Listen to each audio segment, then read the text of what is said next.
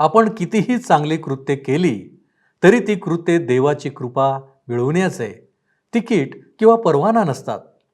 आपण या जीवनात जे काही करतो तरीसुद्धा देव आपल्यावर कृपा करतो.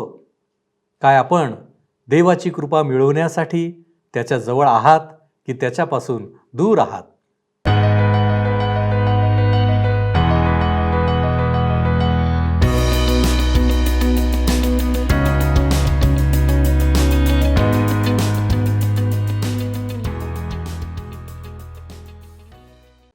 उपस्थित सर्व बंधू आणि भगिनींनो, उपासना कार्यक्रमामध्ये आपले हार्दिक स्वागत. प्रियानो, आपण आधीच पाहिले होते की अनुवाद या पुस्तकाच्या द्वारे मोशे नव्या पिढीतील इस्रायल लोकांना भूतकाळात घडलेल्या गोष्टींची आठवण करून देत आहे.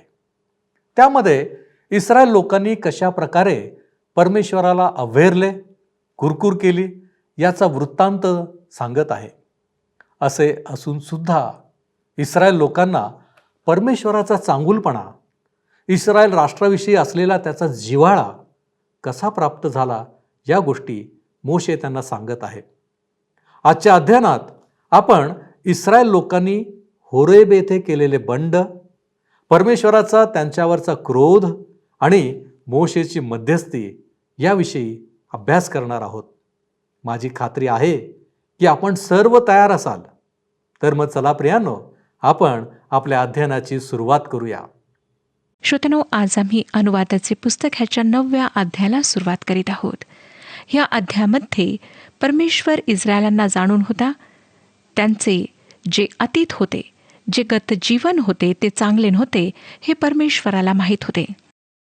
इस्रायल राष्ट्राचे जे गत जीवन होते, जे अतीत होते, परमेश्वर ह्या नवीन पिढीसमोर त्याला सांगत आहे. त्यांचे अतीत चांगले नव्हते श्रोत्यांनो. ते चांगले होते किंवा फार योग्य होते म्हणून परमेश्वराने त्यांना वाचवले नव्हते.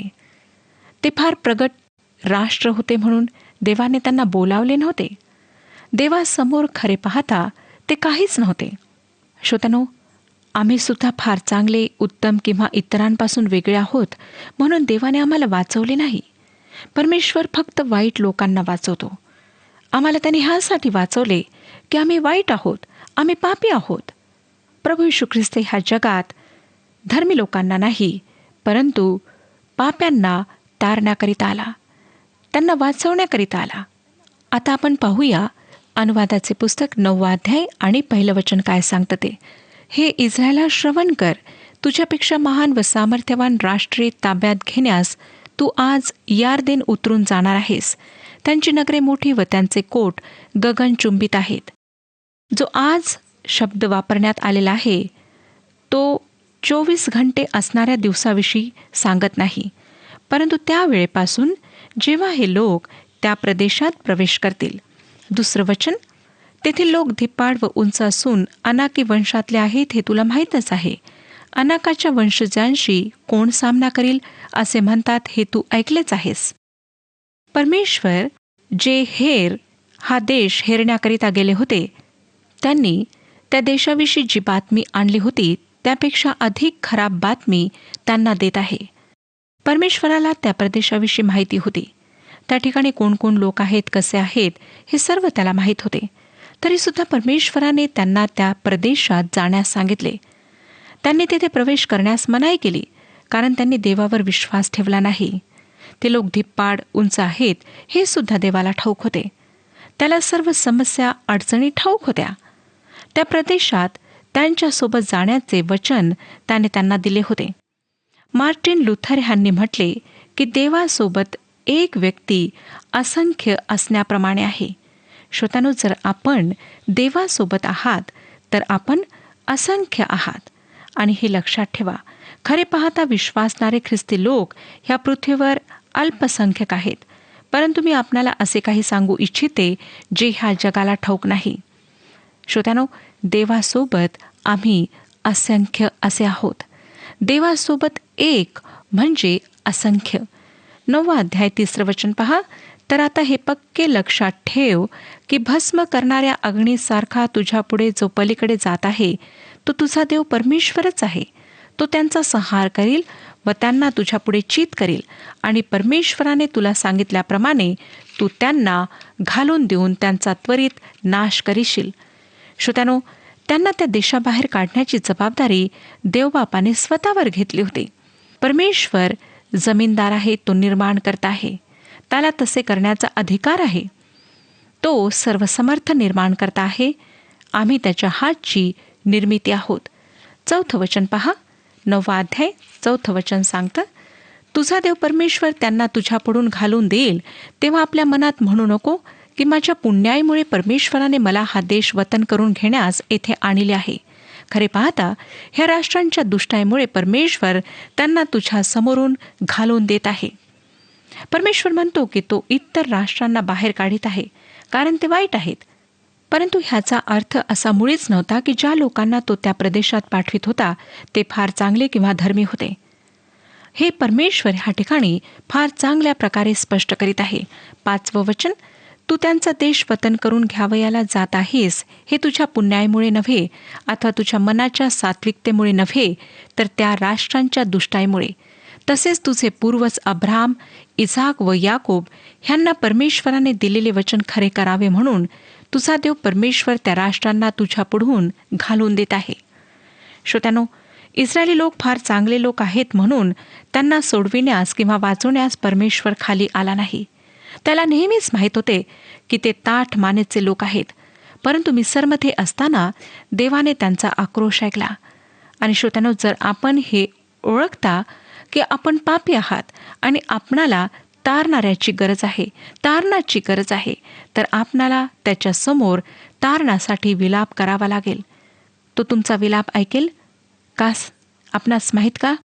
आपण कोण आहात ह्यामुळे नाही, परंतु ख्रिस्तामुळे.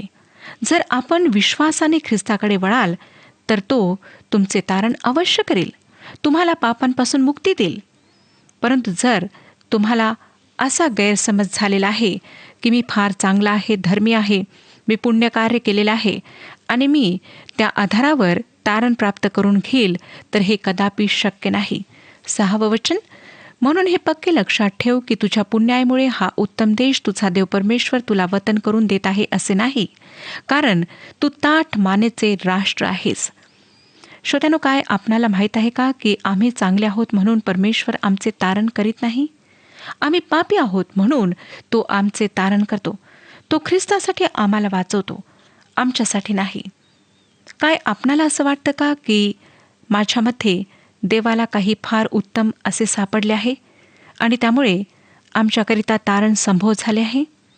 हे पूर्णपणे विसरा, कारण आपल्या पदरी निराशाच पडेल. देवबाप आपणाविषयी सर्व जाणून आहे. तो म्हणतो त्याला तुमच्यामध्ये काही चांगले सापडलेले नाही. फक्त ख्रिस्तामुळे, त्याच्या प्रेमामुळे तो आपणाला वाचवतो. त्याच्यामध्ये देवाला सर्व काही सापडते. हे किती विलक्षण आहे श्रोत्यानो. ह्या अनुवादाच्या पुस्तकातील भागात देवाच्या कृपेच्या शुभवर्तमानाचे बीज आम्हाला आढळते. इस्रायलांचे भूतकाळातील अपयश आम्हाला फार चांगल्या प्रकारे स्पष्टपणे ह्या ठिकाणी आढळते. 7वं वचन पहा, रानात तू आपला देव परमेश्वर ह्याला संतापविलेस, त्याची आठवण ठेव, विसरू नको. मिस्र देशातून तुम्ही बाहेर निघाला तेव्हापासून ह्या ठिकाणी येऊ पोहोचेपर्यंत तुम्ही परमेश्वराविरुद्ध बंडच करीत आला आहात. मोशे त्यांना भूतकाळातील त्यांच्या इतिहासाचे स्मरण देत आहे आणि विशेष करून त्या वेळेविषयी तो सांगत आहे जेव्हा त्यांनी सोन्याचे वासरू बनवून त्याची उपासना सुरू केली होती. जर आपण निर्गमचे पुस्तक 32 अध्याय आणि 4 वचन वाचाल तर आपणाला त्या ठिकाणी वाचायला मिळेल की त्याने ती त्यांच्या हातून घेऊन त्यांचे एक वासरू ओतून त्यास कोरणीने कोरिले. तेव्हा ते म्हणू लागले की हे इस्रायला, ज्या देवांनी तुला मिस्र देशातून आणले आहे तेच हे तुझे देव. स्त्री व पुरुषांनी सुद्धा आपले सोन्याचे कुंडले, आपले सर्व दागिने काढले आणि अहरोनाला दिलेत. ती सोन्याची कुंडले मूर्तीपूजेचे चिन्ह होते. बहुधा ते एकाच कानात घालण्यात येई. श्रोत्यानो, हे लोक फार लवकर मूर्तीपूजेच्या आहारी गेलेत. अहरोनाने ती सोन्याची कुंडले घेतलीत आणि वासरू ओतून त्यास कोरणीने कोरिले आणि त्यांनी म्हटले की ज्या देवांनी तुला मिस्र देशातून आणले आहे तेच हे तुझे देव. आता परमेश्वर त्यांना हे स्मरण करून देत आहे, स्मरण करण्यास सांगत आहे. त्याविषयी देवाने स्तोत्रसंहिता 106 अध्याय आणि 19व्या वचनामध्ये स्मरण करून दिले. तेथे लिहिण्यात आलेले आहे की त्यांनी होरेब येथे वासराची मूर्ती केली, ओतीव मूर्तीची पूजा केली. देवाने त्यांना हे स्मरणात ठेवण्यास सांगितले, पण ते विसरून गेलेत. 8वं वचन पहा. तसेच होरेबातही तुम्ही परमेश्वराला संतापविले, तेव्हा तो इतका रागावला की तो तुमचा संहारच करणार होता. मोशे आपला वृत्तांत पुढे चालू ठेवत आहे. 12वं वचन पहा. तेव्हा परमेश्वर मला म्हणाला, उठ, येथून लवकर खाली जा, कारण तुझ्या ज्या लोकांना तू मिस्र देशातून काढून आणले ते बिघडले आहेत, आणि ज्या मार्गाने जावे म्हणून मी त्यांना आज्ञापिले होते तो एवढ्यातच सोडून ते बहकून गेले आहेत. त्यांनी स्वतःसाठी एक ओतीव मूर्ती केली आहे. जेव्हा ते त्या वासराला मढवीत होते तेव्हा मोशे पर्वतावर परमेश्वराकडून आज्ञा घेत होता, आणि ह्यापैकी 2 आज्ञा जे काही ते करीत होते त्या विरुद्ध होत्या. माझ्यासमोर तुला अन्य देव नसावेत, आपणासाठी कोरीव मूर्ती करू नको. परमेश्वर मोशेला काय म्हणतो ते पहा. तो म्हणतो की ते तुझे लोक आहेत, तू त्यांना मिस्रमधून बाहेर आणलेस. मोशे आता त्याचे उत्तर देत आहे. 13वं वचन सांगतं, परमेश्वर आणखी मला म्हणाला, मी ह्या लोकांना पाहिले आहे, ते ताठ मानेचे लोक आहेत. परमेश्वर पुन्हा हे म्हणत आहे. त्याला नेहमी हे माहीत होते की हे लोक ताठ मानेचे लोक आहेत. त्याला तुमच्या आणि माझ्याविषयी सुद्धा माहीत आहे श्रोत्यानो. तो आमच्याविषयी सुद्धा आज असेच म्हणू शकतो.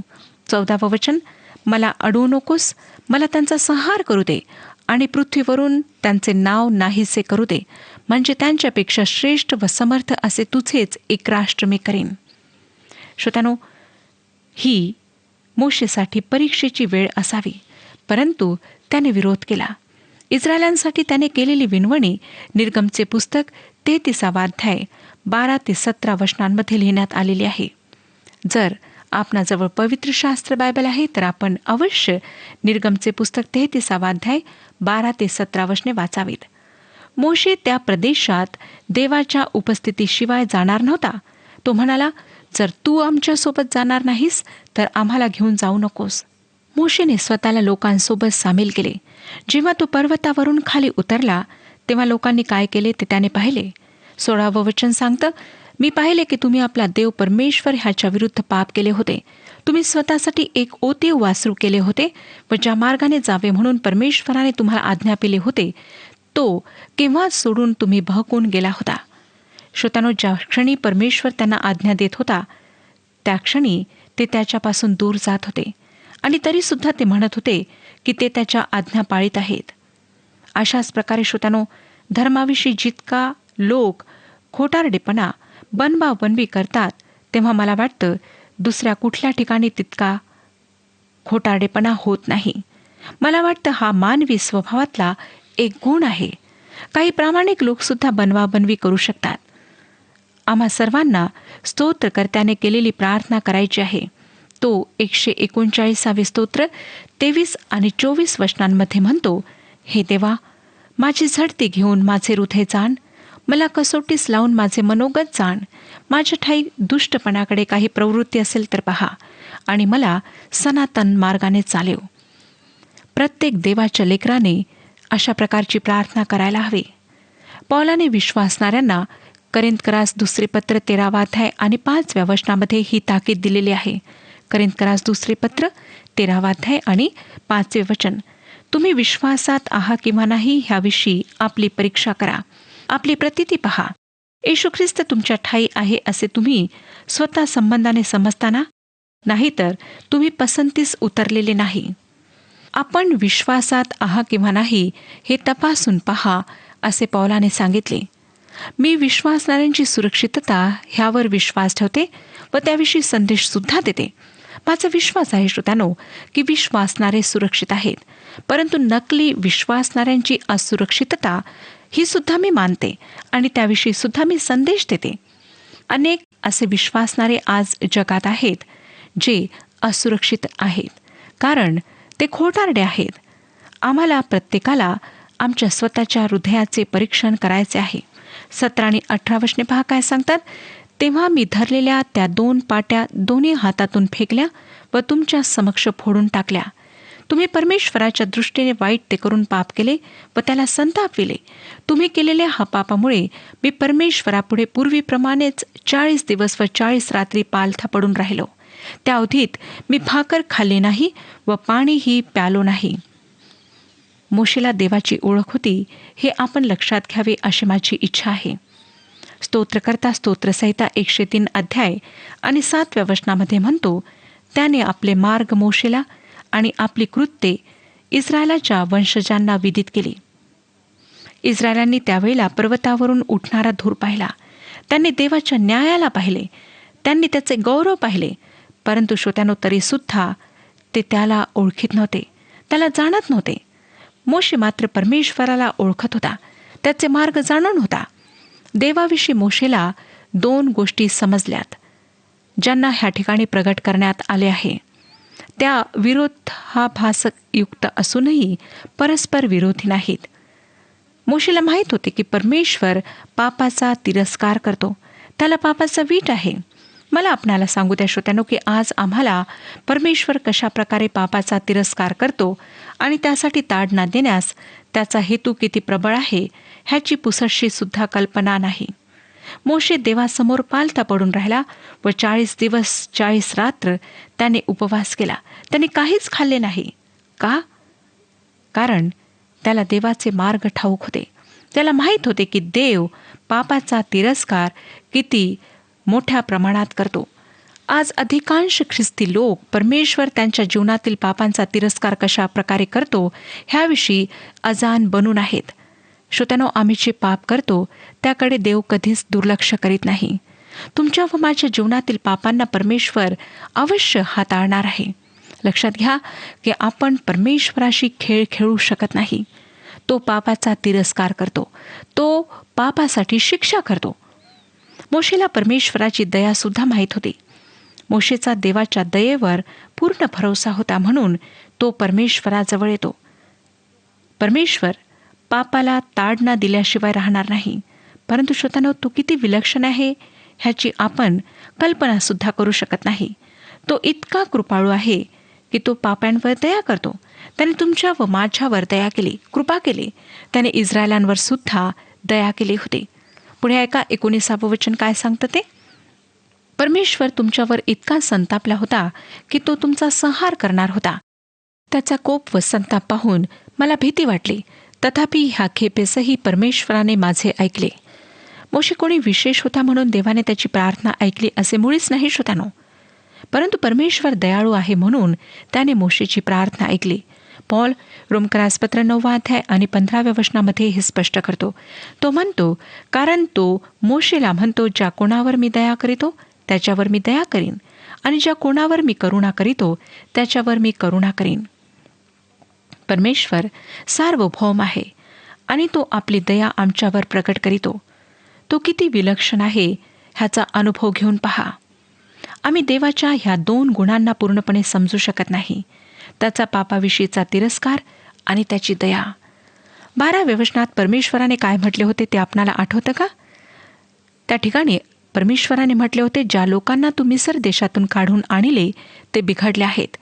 कल्पना करा की मोशे देवाला म्हणत आहे की तू चूक केले. मोशे म्हणतो, ते माझे लोक नाहीत, ते तुझे लोक आहेत. मी त्यांना मिस्रमधून बाहेर काढले नाही, तू त्यांना काढलेस, ते तुझे आहेत.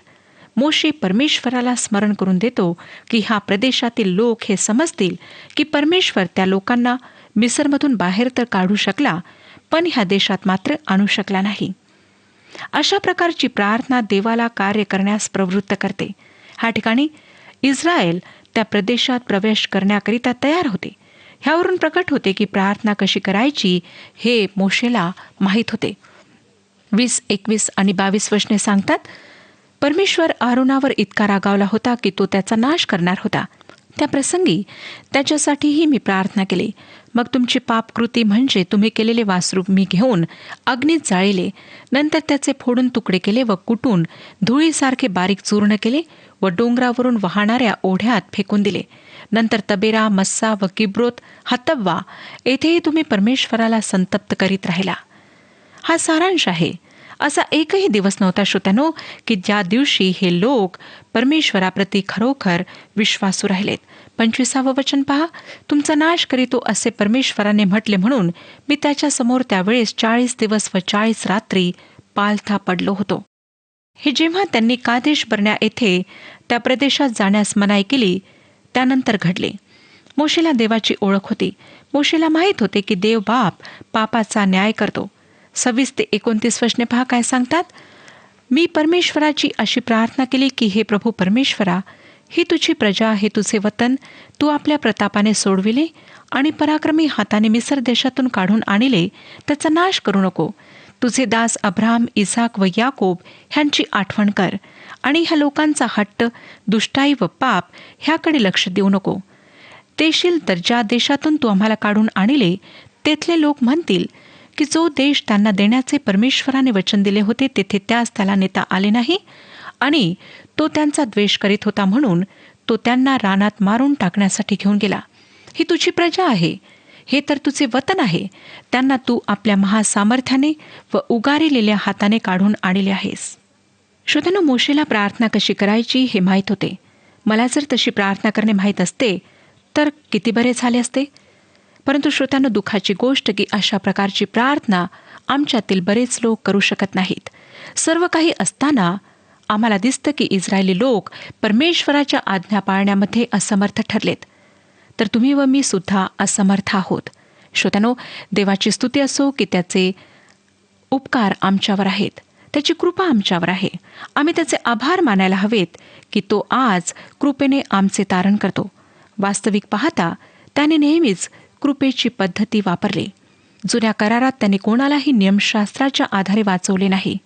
त्यांना त्याच्या दयेने आणि कृपेनेच वाचवण्यात आले व नेहमीच ह्याकडे निर्देश असे की ख्रिस्त सर्व पापे दूर करण्याकरिता ह्या जगात येऊन वधस्तंभावर आपला प्राण देईल. श्रोत्यानो, आमच्या जीवनामध्ये ही गोष्ट पूर्ण झालेली आहे. प्रभू येशू ख्रिस्त ह्या जगात आला. त्याने वधस्तंभावर स्वतःचा प्राण दिला जेणेकरून तुम्हाला आणि मला पापांची क्षमा, पापांपासून मुक्ती प्राप्त व्हावी. आज तो आम्हाला आमंत्रित करीत आहे. काय आपण त्याचे आमंत्रण स्वीकार करण्यास तयार आहात? परमेश्वर ह्या विषयात आपले मार्गदर्शन करो आणि आपल्याला आशीर्वाद देऊ. प्रियानो, आपण पाहिले की मनुष्य स्वभावताच कुरकुर करणारा, चुकीच्या गोष्टी करणारा आहे. त्यामुळे आम्ही केवळ मनुष्याला क्रोधित करतो असे नाही, तर आम्ही देवाला सुद्धा क्रोधित करतो. परंतु लक्षात घ्या की परमेश्वर आमच्या पापांकडे दुर्लक्ष करीत नाही. देव आणि मानव यांच्यामध्ये ख्रिस्त हा मध्यस्थ आहे. म्हणूनच आम्हाला देवाची कृपा प्राप्त होते, आम्हाला त्याची दया प्राप्त होते. मोशेची मध्यस्थी इस्रायल लोकांना जीवनदायी ठरली. काय आपण ख्रिस्त म्हटलेल्या या मध्यस्थाला ओळखता? जर नसेल तर आज आपणास संधी आहे. आपण प्रार्थना करू. आमच्यावरती प्रीती करणाऱ्या आमच्या महान प्रेमळ परमेश्वरा, आम्ही तुझ्या चरणापाशी आलेलो आहोत. प्रभूजी, आजच्या वचनांच्याद्वारे ज्या गोष्टी तू आमच्या अंतःकरणावर ठसवलेल्या आहेत त्याबद्दल आम्ही तुझे मनापासून आभार मानतो. होय परमेश्वरा, आम्ही स्वतःला ओळखावं, आम्ही तुला देखील ओळखावं आणि प्रभूजी आमच्या जीवनाच्याद्वारे तुझं गौरव करावं म्हणून आम्ही तुला विनंती करतो. तू आम्हा प्रत्येकाला सहाय्य कर. आमच्या जीवनामध्ये तू हजर आहेस. आमच्या प्रतिदिनी तू आम्हाला सहाय्य करीत आहेस. आमच्या जीवनामध्ये ज्या चिंता आहेत, काळज्या आहेत, समस्या आहेत, आजार आहेत, ते सर्व दूर करणारा तू आमचा जिवंत देव आहेस. आणि म्हणूनच तुझी इच्छा आहे की आम्ही योग्य आज्ञापालन करावं. होय प्रभूजी, तुझ्यावरती विसंबून राहण्यासाठी, तुझ्यावर आपला दृढ विश्वास व्यक्त करण्यासाठी तू आम्हाला सहाय्य कर. आणि म्हणूनच बापा, या सर्व विनंत्या, या मागण्या येशू ख्रिस्त आमचा प्रभू याच्याद्वारे करतो म्हणून तू ऐक. आमेन. येशूची कृपा आपणाबरोबर सदैव असो.